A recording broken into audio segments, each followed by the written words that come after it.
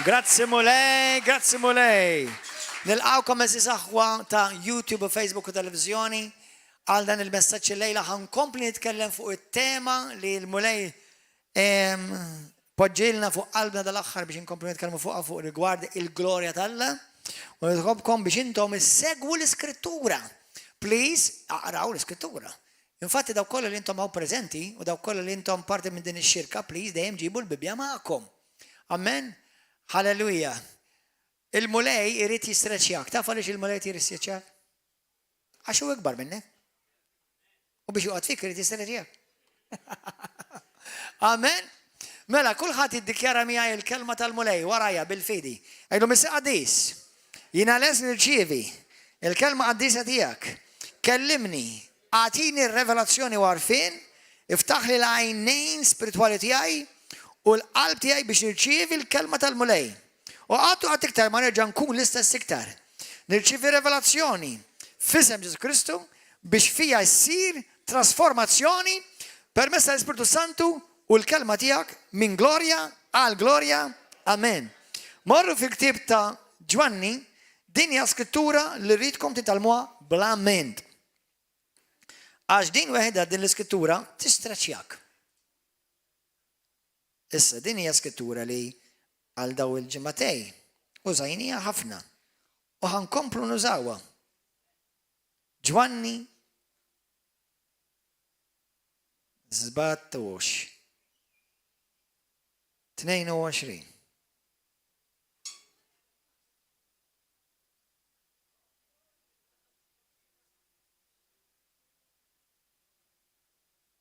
Jekk hawn xi tfal qegħdin weħidhom, please ġenituri ħudu ħsieb it-tfal tagħkom, please. Hemm tifla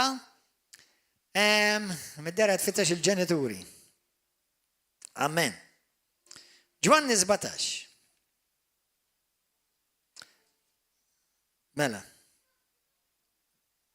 Ħabda naqra minn vers 20, ma vers 22 u dak li ħanerġa' naqbad fuq ħankompli nibnu fuq dak li tkellimna dal-aħħar. Ġesu qed jitkellem u qed jirreferi għal 12 il-apostlu li kienu miegħu. Però mhux qed jirreferi biss għal 12 qed jirreferi għalik. Kulħadd jgħid din il-kelma hija għalija.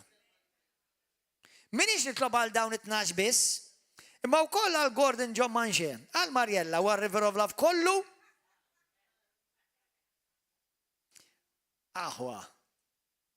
Dak li qed iseħħ f'din il-ġimgħa daw il-ġimgħatej kemm ilu l-mulej jaħdem magħna. Tiġġa talab għalih Ġesu. Allora jrid iseħħ. Tiġġa talab għalih Ġesu biex iseħħ, għalhekk ħajseħħ. Amen. Jekk aħna vera l-Knisja ta' Kristu, aħna rridu nfittxu dak li diġà Alla qal ir-rida tiegħu. Amen. M'hemm bżonn nfittxu rida ġdida, ir-rida tiegħu. U aħna nesperjenzawha issir realtà fil-ħajja tagħna. Minix nitlob għal dawn biss, imma wkoll għal dawk li qed jemmnu fija permezz jew bis-saħħa tal-kelma tagħhom. Dak jienu int. Amen, dan jienu int.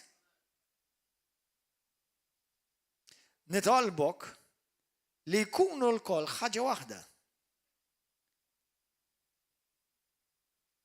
Kulħadd jgħid warajja f'isem Ġesu Kristu, fl-Ispiritu Santu, aħna ħaġa waħda. U jiena ħankompli naħdem biex dak li Alla għamel wieħed tibqa' wieħed u jibqa' wieħed, tibqa' waħda familja fi Kristu Ġesu. Mela, nitlolbok li jkunu l-koll ħaġa waħda. Kif inti fija missier u jiena fik, ħajkunu huma wkoll ħaġa waħda fina. Biex hekk id-dinja temmen li inti batni. Dan huwa messaġġ sabiħ, kemm importanti li aħna nkunu ħaġa waħda.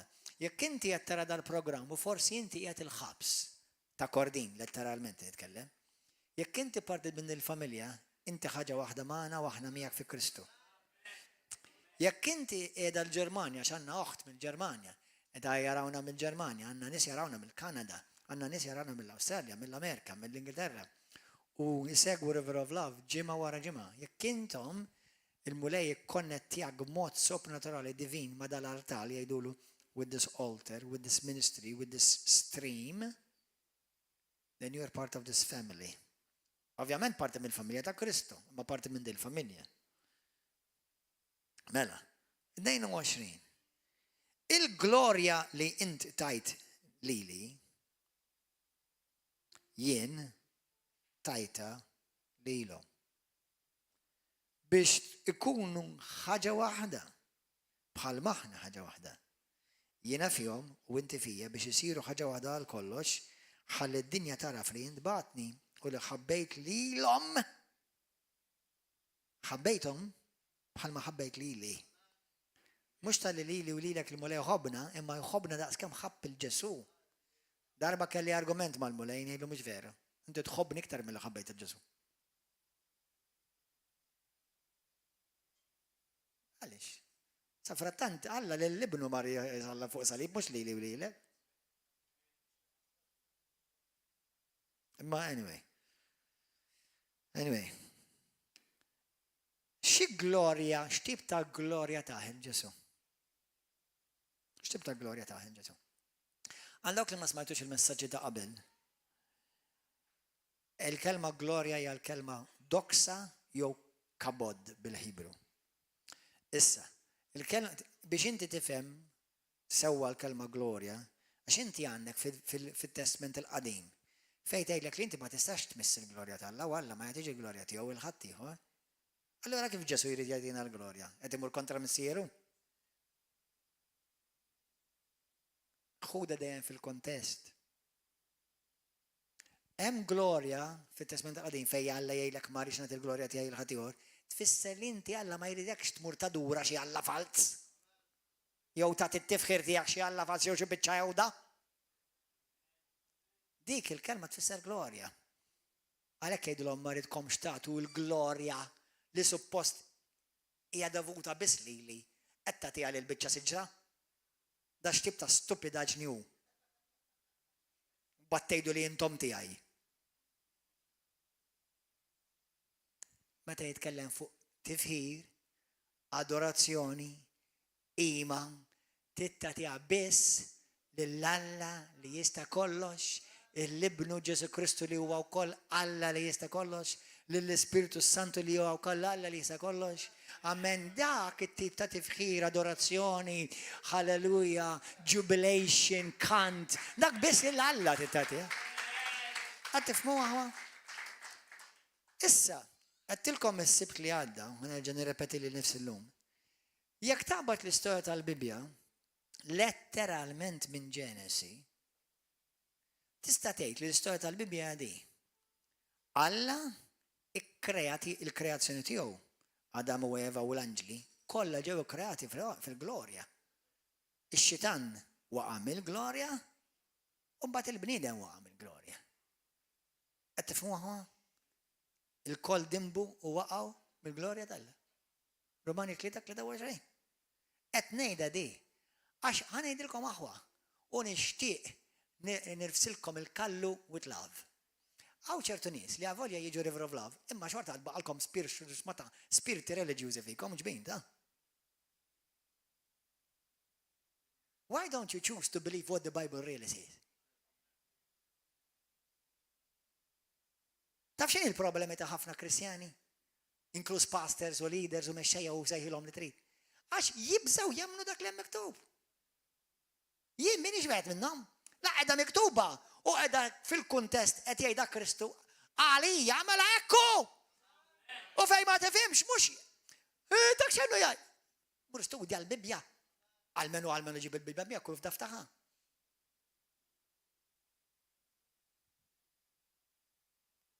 Amen? Għalhekk ċertu Kristjani qatt ma jaraw mirakli fejqan. I doubt that. Of course you doubt it. And you're getting exactly what you doubt. Nothing. I don't believe it. Sawa, kolla xed jaħdem għalek sawa tgħid il-mulej. Inti tgħid ma damminix u ġalsu għalek skont il-fidi tiegħek tirċievi, inti m'għandekx u m'għandek xejn. Sawa tgħid. Imma jekk Kristu jgħid il-glorja li inti tajt lili, jien tajta lilu. Lil min? Lill-apostli u lil dawk kollha li jemnu il-kelma li l-apostli x'andru. Min huma dawk in-nies? Ejt il-dak taħdek, da li għedek. Ejda! Da għalik eti. U by the way, ġejdlu, jow ejdila. U da mux il-pastor eti ejda. Ġesu. Ġesu eti ejda mux jen. Jien bħalsa kull ma tinkunu għal-pappagal. That's all. That's all. I'm a blessed spirit. Ma kem teologija di biex tifima? Amen. Kama minnkom itafu talba tal-missirna li ħafna minnkom il-maġġoranza tal-Kristjani jħallu l-axħar barra, l-axħar biċċa barra. Tiftakru? Xitajt? Għajnajduwa, jek jista' jkun mhux bħal pappagal. Missirna li jinti fismewi. Jitqaddes ismek. Tiġi saltnatek, ikun dak li trid int, kif fis-sema, kif fis-sema. Ekk ikun fuq din l-art. Ħobbżna ta' kuljum għatina l-lum u għafrina d minna. Bħalma aħna naħfru li minnu ħatalina. U la daħħalniex fit tiġrib iżda ħlisna minn kull dani. Għax tijak hija saltna il-qawwa u l-glorja. Issa mhux illum ħanamela din lezzjoni, però ma tkun ħafna lezzjonijiet fuq għadita. Naqa common sense. Is-saltna tajjenna? Is-saltna tajjenna Ġesu? Iva. Il-qawwa tajjenna Ġesu? Ġejja Pentekost. Morru Ġerusalem ħax ġejja l-qawwa tiegħi fuqkom. Ma se nafti, is-salta tajjenna, l-qawwa tajjenna u l-glorja. You don't have to be a theologian. You don't have to be a pastor. And to be honest, you don't even have to be a Christian. You just have to have a little bit of some common sense. Kull ma tittalmu anke tgħid għalej ma nemmenx il-Bibja, ma vera kemm miktub. Għas preżent. Għaw ħafna nies jemnu xem miktub fil-Bibja, ma jemnux il-Bibja. Issa sew, ħawadni ħanifmek. ċiġifieri? They believe in the Bible, but they don't believe the Bible. Hemm differenza bej believing in God and believing God. Hemm differenza bej temmen falla u temmen lil-Alla. Per eżempju jiena nemmen fix-xitan, kemm minnkom temnu fix-xitan? Jaqbillek jekk taqra l-Bibja inkollu hemm ħafna pastijiet huwa msemmi. Per eżempju jiena nemmen f'Hitler. Nemmen f'Hitler. Inta rajdi. Nemmen fil-Prim Ministru u l-kap tal-Oppożizzjoni. Mela. Nemmen f'Biden u dal-waqt ħajkun baj u dan. Sewwa, kollha nemmen fihom. Imma mbagħad meta jiġi nemmen x'jgħidu, hemm bad differenti, mbagħad ħaġa oħra. Ix-xitan ma nemmen xejn f'jgħid. Ma nemmen xejn milli jgħid għax huwa giddi. Amen. Simple se. Issa jiena mhux biss nemmen fil-Bibja u dejjem blajnuna Alla mexxejtkom li mhux biss temmen fil-Bibja imma temmen il-Bibja. U mhux qed ngħidlek qed nitkellem fuq patt ġdid fi Kristu u dak li huwa tak fih. Jiġifieri f'patt ġdid, mhux qed ngħidlek qed nikkwotalek xi ħaġa taħt il-liġi. Illum ewerissimmu fejn jien ngħix u jiena ngħix fil-glorja fi Kristu. Amen? Sen nafti. Għandikom naqa. Come on, let's chew. Message your brain a bit. Mela jekk bid-dnub waqajna mill-glorja. Jekk neħħiddu minn nofs jixri. Terġa' tiġi lura fil-glorja. Ġesu neħħi ħidnu. Fej suppost patient.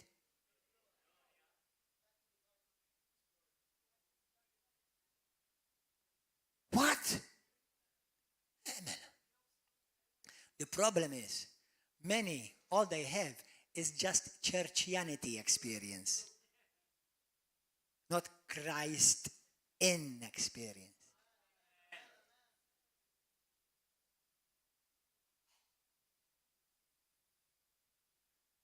And those type of Christians, including churches, they come a dime a dozen.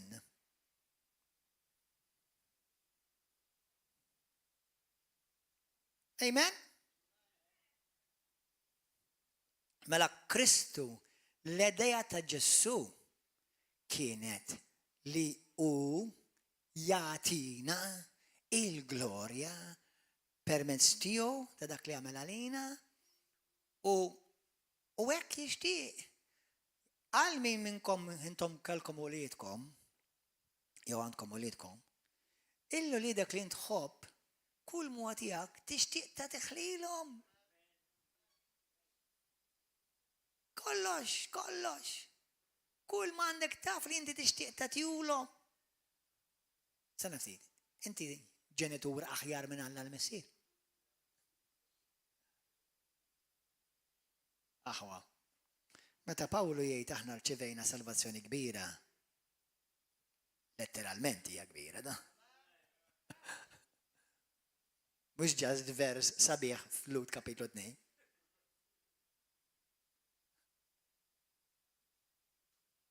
Li huwa ma kienx kbira kieku għaliex Ġesu kellu jsir ikkappoljat għalina. Sinjal li kien hemm prezz kbir xi ħallas. Amen aħwa. Illum ħammorru fit-Testament il-Qadim. Morru fi ktieb ta' Esodu. Wieħed mill-kapitli favoriti tiegħi tat-Testament il-Qadim da. Skont Lut 8 minn vers 1 sa 5 u Lut 10, l-Iskrittura tgħid anke fil-ktieb ta' Kolossin 2, 17 u 18. Tgħid li t-Testament il-Qadim huwa għalina bħala dell. Amen, dell. Jiena u int m'għadniex fin-dell. Imma meta tħares lejn id-dell titgħallem x'jiġri fid-dawl. Amen. Għalhekk jiena mhux ma nemmenx il-Bibja bl-aktar ċar tgħidlek li jiena u inti maħna l-ebda qatra dott tal-liġi. Laqqas dott waħda, laqqas full stop waħda minnha. Għaliex? Għax Ġesu ma ġabx patt impruvjat, ġab patt ġdid. Tifhem? Illum pereżempju it-telefon tiegħi jagħmel li upgrades. Latest update. Il-patt ta' Kristu ma kienx the latest update from the Old Testament. No, il-Bibja tgħidlek l-antik ġie radikat. U ġi stabbilit wieħed ġdid. Mhux wieħed improvjat. Ġdid. La ġdid fisser qatt ma żista qabel. U bil-forsi tkun ġdid biex iġġenna is-seba' u l-glorja tiġi tammar fik. Anzi ħa nerġa' mmorru lura lejn Kolossi. Ejja mmorru lejn Testament Qadim ġew għax insejt xi ħaġa. Kolossi, morru Kolossi.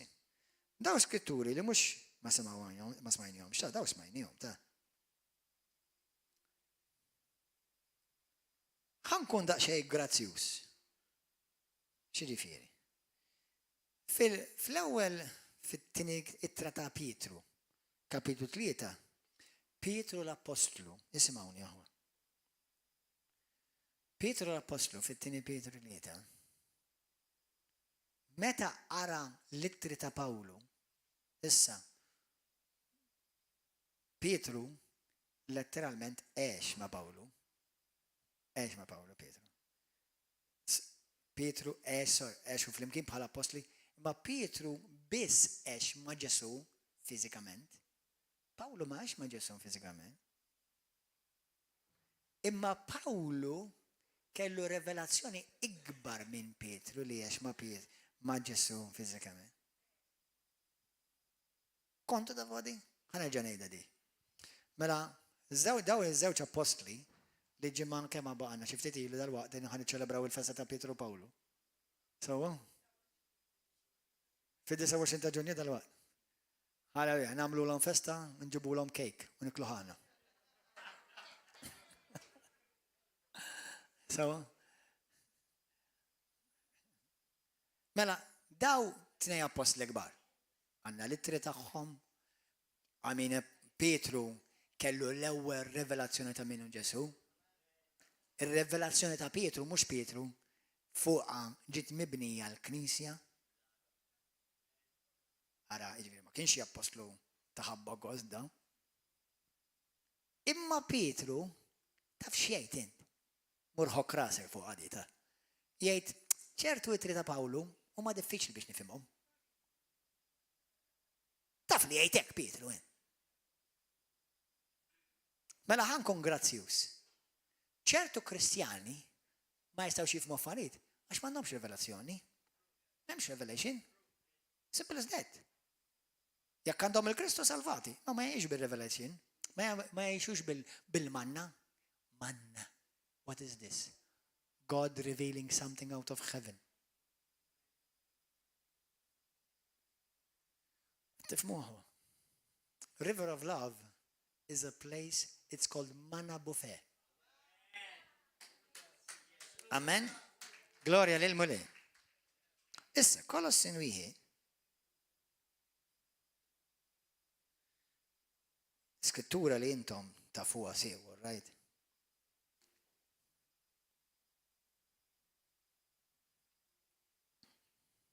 ħanaqralkom minn vers 25. Tagħha jiena sirt ministru skont ma tani nagħmel Alla għalikom. Jiġifieri li nxandar b'mod sħiħ il-kelma ta' Alla li il-misteru li kien moħbi.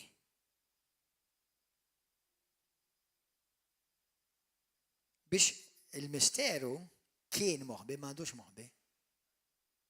Il-ministeru mbagħad sar revelazzjoni.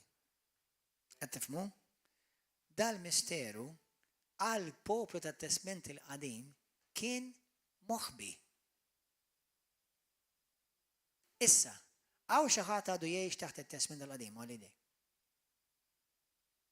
Għax jekk inti tgħix taħt it-Testament il-qadim, għalik ħajba misteru da. Għal min jiġi mwiled mill-ġdid, dak il-velu jitneħħa biex jaraw il-glorja. Ismaw.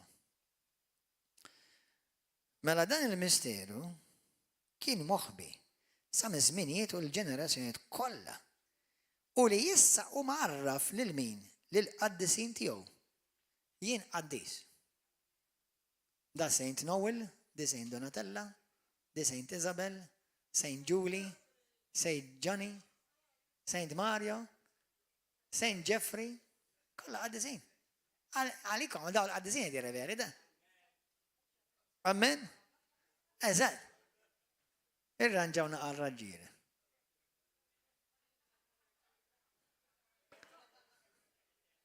Lil-dawk, mela dal-misteru ġi marraf lil-qaddisin ta' Alla. Lil-dawk li Alla rrit jarrafhom. Alla rrit li jintom issiru tafu. Mux Gordon. Alla rrit li aħna nsiru nafu. Amen. X'inhu? Kemm huwa kbir l-għana tal-glorja ta' dan il-misteru fost il-pagani li hu Kristu fikom. Kristu fikom.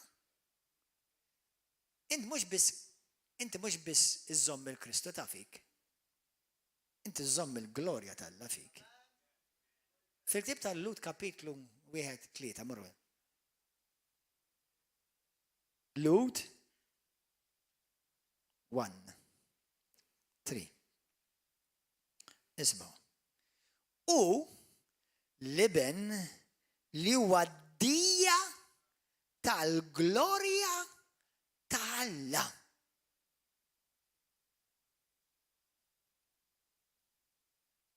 L-ewwel glorja li deret huwa meta der Ġesu. Meta ħarsu lej Ġesu, ħarsu lej il-glorja tal-Alla manifestata. Sa dan Ġesu jamman fik illu. That's right. L-ewwel Ġwanni 4:17. Bħalma hu hekk aħna f'din id-dinja. Ġesu ma minniex biss nies twajba ta'. Ma minniex biss nies qaddisa. Ġesu għamilna bħalu. Din hija too big, bħal. Ejli fl-Imerja int illum fi Kristu m'intix bħalu. In-nisa tgħidu mel u kien maskili jiena femminili. spiritualment tgħidli. Taf li m'hemm l-ebda erja li m'intix bħalu fl-ispirtu? Bħalu ġust, bħalu qaddis, bħalu bla dnub, bħalu fil-pożizzjoni quddiem Alla. Maħbub minn Missier bħalu. Preferut minn Alla bħalu. Għandek aċċess għal-ġenna bħalu. Għandek l-abilità u l-potenzjal tal-miraklu l-fejqan bħalu. X'm'għandekx bħalu? X'm'għandekx bħalu? Spiritualment. Xej. Għamilni bħalu. Dal-ġisem ħajtmermer. Jekk tpejjeb ħajtmermer iktar malajr. Jekk ħad ixrob l-alkoħol u tgħix fid-dnub ħajtmermer iktar malajr. Tiġettilkom kemm il-darba. Nħobb ngħidha biex ħalli tidħol fil-pedamenti ta' ħajti. Aħna salvati instantanjament spiritualment. M'hemm bżonn improvement fuq dik. Aħna salvati gradwalment il-ħsieb, l-emozzjoni, dak kontinwament niġu salvati. U aħna salvati eventualment ġisimna. Jiġifieri bħalma nħobb ngħid, Alla mu ħajaħli xejn minnek. Kollok kemm int ħad idħol fil-ġenna. Dal-ġisem ukoll irid jiġi salvat. Imma in the meantime, ma jfissirx li dal-ġisem tarmi jħud tħallek bħala pjattaforma tad-demonju da. Għaw Kristjani jemnu, għaddi kif kellimma waħda ċemplet il-biraħ l-ula. Għal-kli imma hija dal-ġisem irid jimrat. U bdiet tgħidli ħafna rażijiet u ħmerijiet. U għattela qalbi, hej, tittimrat imrat. Trid temmen li Alla jridek marida issa, x'laqwa li inti salvata. Number one, mhux ħaqgħod infihem ċertu għaffat fuq telefon. I hate it. U I hate it more meta dibatuli xi messaġġ fuq xi Facebook jew xi Messenger u tiddinu nagħmilkom lezzjoni teoloġika fuq message. Forget it. Forget it. Jiena nemmen il-Bibja. Inti temmen il-Bibja? Żgur? Anke jekk ma tħossix? Amen? Anke jekk ma tarajiex immedjatament? Iva. Anke jekk tmut u ma tkun ħax rajta. Xorta. Lut 11, kemm hemm nies li jemnu u mietu xorta ma rawx dilek. Ma rawx b'daw l-għajnejn, ta' xi saraw kollox. Dak ta' bniedem tal-fidi, dak huwa bniedem tal-fidi.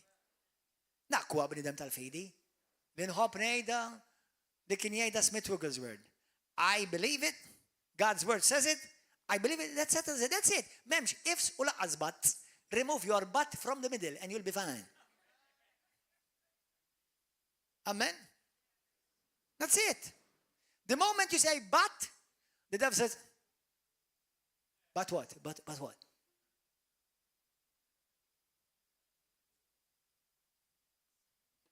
That's right. Honey, like you say but in one area, and you will have to say but in many areas.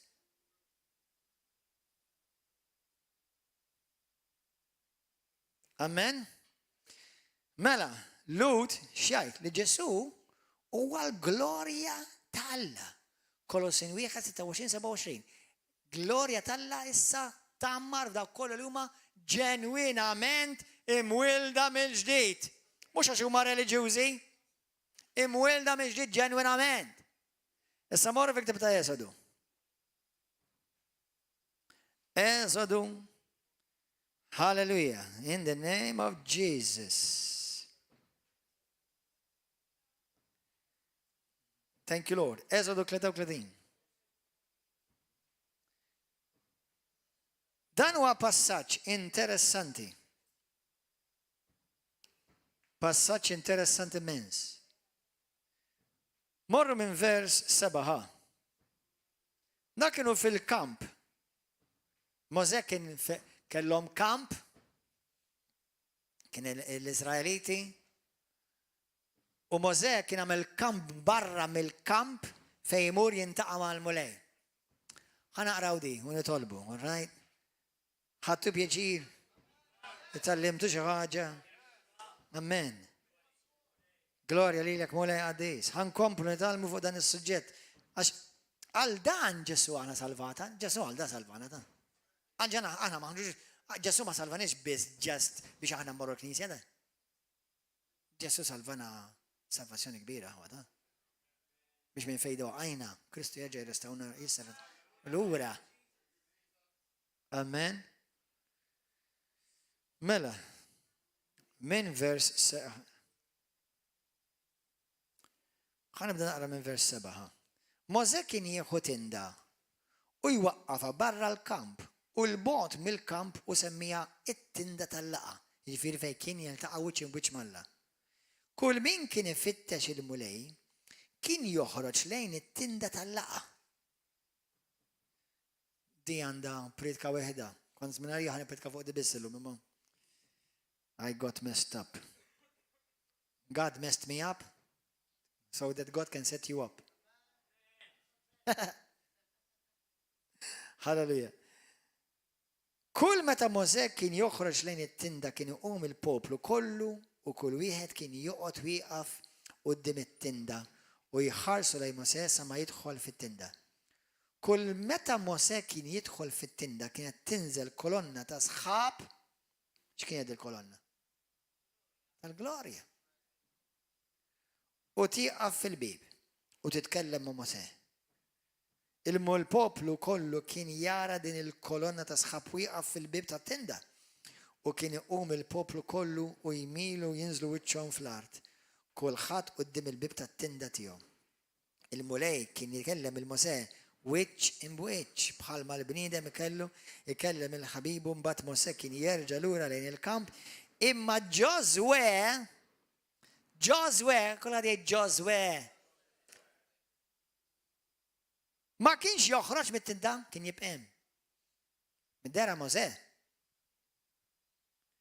kien jieħu l-Ġoswe miegħu kemm il-darba nafu għal kien jieħu miegħu il-mod Ġoswe. Mose kien jitlaq lura lejn il-kamp. Imma Ġoswe kien jibqem.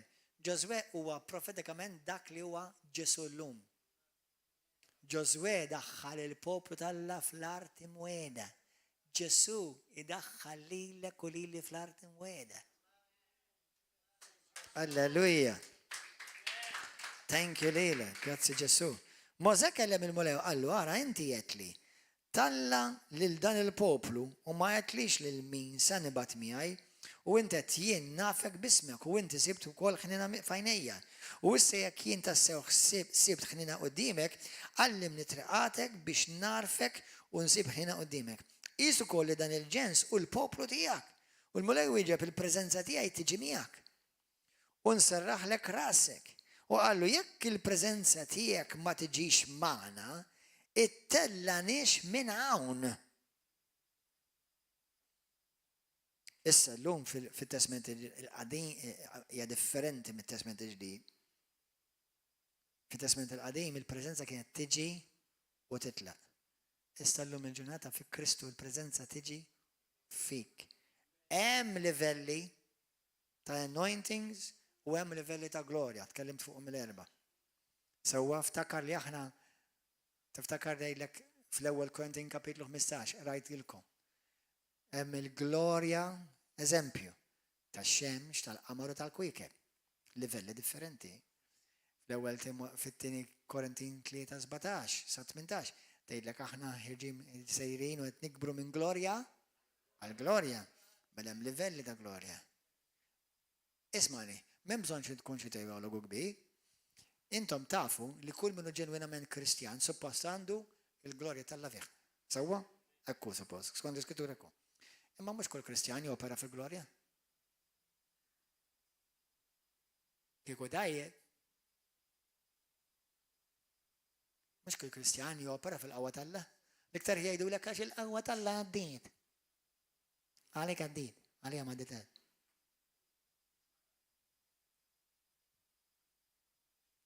Mela tiegħek Alla skada. Jaħsel, ma kif jaħsel ċertu nies? Jisom moħħhom ġi hijacked. Kif jemnu tant ħmeriet u stupidaġni?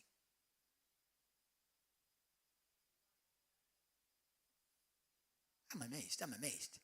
U ġewt minnhom jisejħu Kristjani kirbu. ħanidilkom aħwa. ħanidilkom bil-kelma. Semmejtilkom l-erba li għadda ħana ġan semmijallu. Inti trid tkun miftuħa għal-mulej. Beraħ. Qalbek beraħ. F'metetta xi ġemilu. Jien, Gordon John Manxie, niddejja nassoċja li l-nifsi ma' ċertu kamp. Kristjan l-ewwel qabel kollox. Imma meta jgħidu li evanġeliku iva ma le. Għaliex? Għax hawn ċertu evanġeliċi huma iktar mejta minn dawk li hemm dalla dolarata. Bil-knejjes kollox. Mela, vera. Anke ma jgħidu li inti pentekostali wkoll ma noqgħod attenta. Ngħidlek għaliex, għax naf pentekostali li m'għandhom laqqas penny kostali. Jisom knisja oħra reliġjuża u l-glorja ikabod, telqet il-glorja. Allora inti x'in, pastor?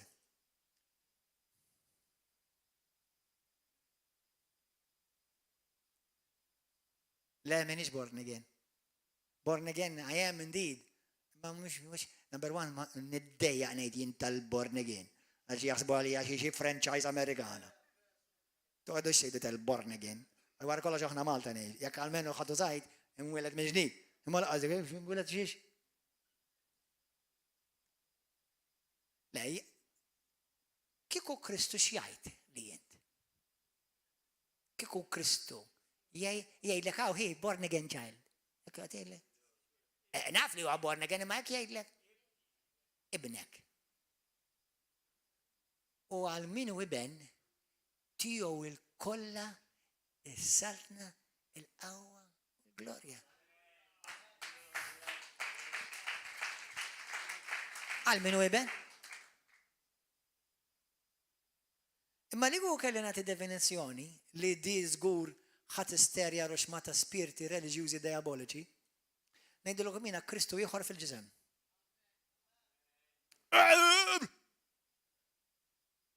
Kristjan. Xi tfisser Kristjan? Christ, yes. And what else? Christ in, like Christ, follower of Christ, imitator of Christ, meaning if you see me, it's supposed to remind you of Christ. That statement alone stirs a lot of religious devils. But it's the truth. Għaxina Baptist, għaxina Pentecostal, għaxina Charismatic. Koll għandhom it-tajjeb. Why don't you be another Jesus? Because the Bible, the world does not need Baptists. Love you Baptists. The world does not need Catholics. Love you Catholics. The world does not need Pentecostals. Love you The world needs Jesus.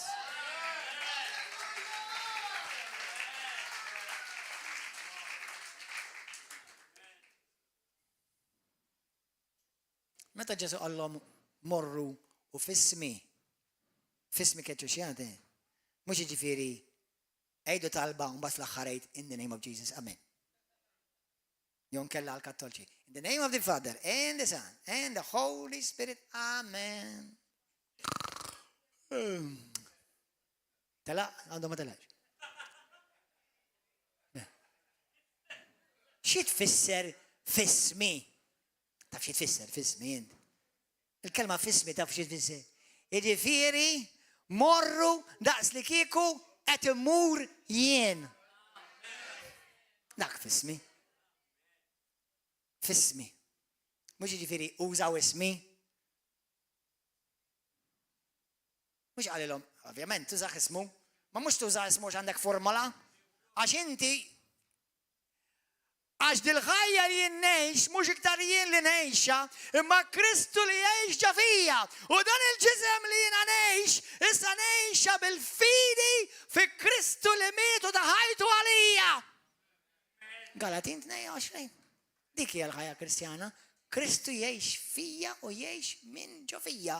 Biex dak, biex minn suppost jiltaqa' miegħi ikollu esperjenza u nkontru mux ma' Gordon, u laqqas ma' evangelical, u laqqas ma' baptist jew pentekostali, kollu nkontru ma' Kristu, halleluja. Amen. Amen. Ejja nqumu bil-wif aħwa. Halleluja. Fejn il-praise and worship team? Ħadtu pjaċi? Grazzi Ġesu. Amen. Meta intom taraw jiena kif Alla jużani għal glorja hawnhekk jiġifieri tfisser għat-tifħir u glorja u mertu kollu tiegħu. Sewwa. Tgħidx kemm nixtieq nkun bħal Pastor Gordon, don't limit yourself. Bilaj Jesus, mela bħal issa ħud tajjeb li jiena għandi fija. Sewwa kif Alla jużani, ma tgħallem ma mhux ngħid jiena tajjeb. Le! Jiena meta nara xi ħadd, pereżempju jekk nara jien naf raġel talla, jew mara talla li għala tjuża, mujna l-alla nejlu mux erid nkun bħal dak, jew bħal. Le, mulej dak li għanda rridu. Dak li għandu dak irridu kol, dak li għandu dak irridu kol, dak li għandu dak irridu kol. Amen! U isma, wara kollox, kull mandijin, mux jina li nifsu tajti dan, mux jina li nifsu tajtu, taju li ta' Ġesu u għal Ġesu, għal glorja ta' Ġesu, għal tifħid ta' Ġesu Kristu, għal salda ta' Ġesu Kristu, Ġesu. That's it. Amen. Allora, ġifi dak li intom illum rajtu u esperienzajtu, operaw u esperienzaw kollu intom, kollu. Amen. Alleluja. U apparti li ġibu vera l-glorja l-Alla, għadak ma tamlu, ma tafux kem tħaffu li u xejdu li tħaffu li xol, mux xol li, tħaffu li xol, kif tajdax? Somma, tiffaċilitaw li xoli. Amen.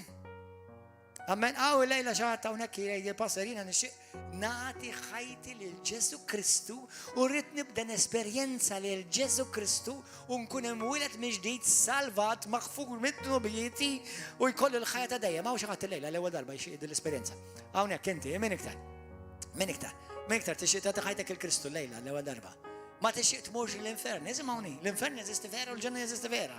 Mingħajr Ġesu Kristu sejjer dritt l-infern. U tista' tmur tagħmel is-seba' visti ma' kull knisja kull ġimgħa. Mingħajr Ġesu Kristu tmur dritt l-infern. Anzi, jekk mhux diġà għandek saqqa waħda diġà din.